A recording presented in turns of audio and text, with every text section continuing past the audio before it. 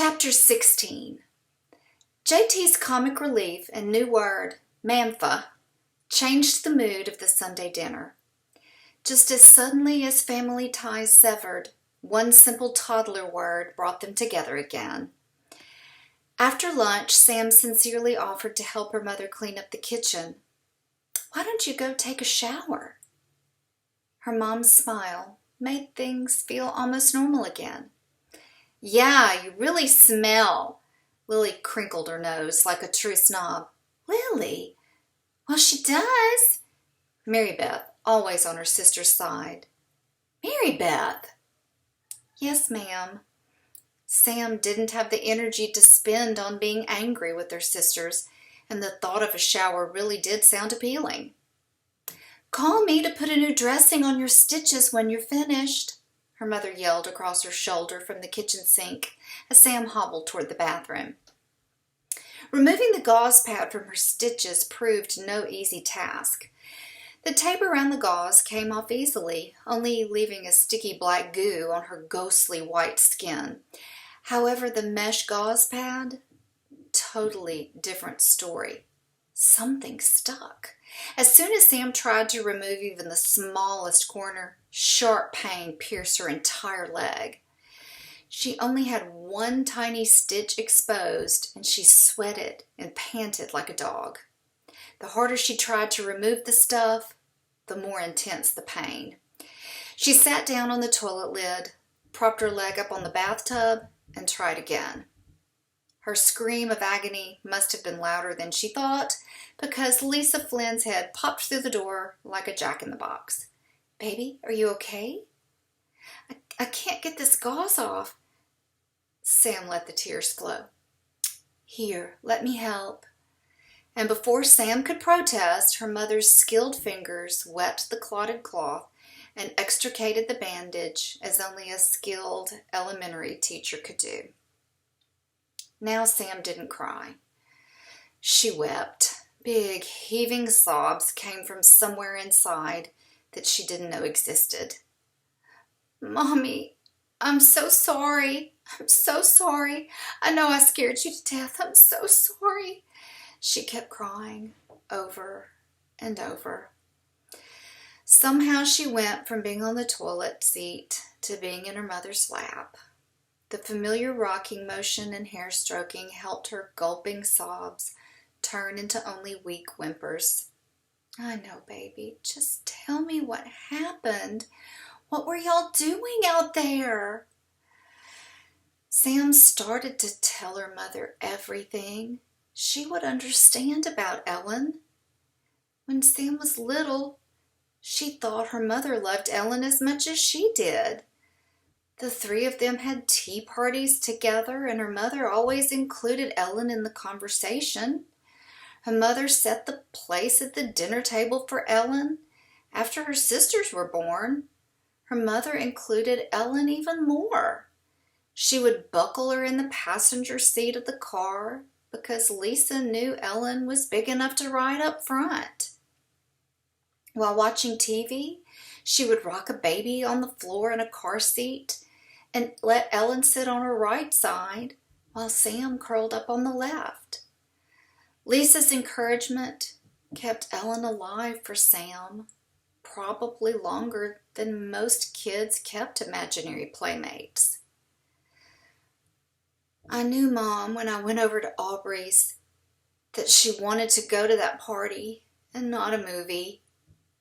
Sam explained about helping Mrs. Tennis get ready and fooling her into letting them stay out late. "I thought Aubrey knew where the party was, Mom. I knew we would only have to be there about an hour, hour and a half, so I didn't think it was going to be a big deal." The hard part was coming up. What was she going to say? Sam felt sure her mother wouldn't think she was crazy. When Sam had quit playing with Ellen, quite as much as she had when she was younger, her mother had always asked, "Is Ellen coming to eat dinner with us tonight? Or does Ellen need a spot on the couch, Sam?" As Sam needed Ellen's company less and less, her mother still encouraged her imaginary friendship. For the first time, Sam considered having a kindergarten teacher for a mother as a rare and beautiful blessing. When we crashed and our phones didn't have any signals, we both just panicked. Sam hesitated, and the slow rocking stopped. Sam maneuvered out of her mom's lap and sat on the edge of the tub. Aubrey saw this fire up the hill and thought it was the bonfire. She ran off in that direction, and I had to try to stop her, and I ran after her. Sam bent her head, too ashamed, even though her mother's face held no judgment, only pain. I remember seeing all the tents and knowing we were in really big trouble.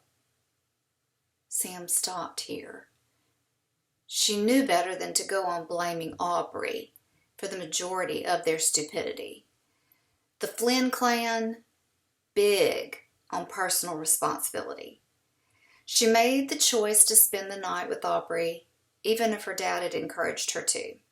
She knew Aubrey was a terrible driver and didn't know her left from her right most of the time, but she had gotten in the car with Aubrey anyway. She knew the probability of something going wrong when teenagers weren't where they were supposed to be. She could have said no to Aubrey, and neither one of them would have been attacked. Sam hung her head. When the men started circling around us, Mom, I thought we were dead. The tears ran down Sam's face, but she barely felt them. I could see the faces of others shrinking back into their tents, and I think I screamed for them to help us. I remember this big white man laughing, and I noticed he was missing teeth. Isn't that stupid? Sam didn't mean to look at her mother. The complete terror and pain in her eyes was something Sam wasn't sure that she could bear. She had caused this. She caused her mother this pain. She wouldn't cause her any more by letting her think she was mentally ill. I really don't remember any more after that. His rotted teeth, that's really the last thing I remember until the ambulance guy put that thing around my neck. Her mother sighed a strange, slow sigh, and Sam almost felt the prayer of thanks on her breath. Get cleaned up, honey. Her mother patted her leg. The girls were right. You really do smell.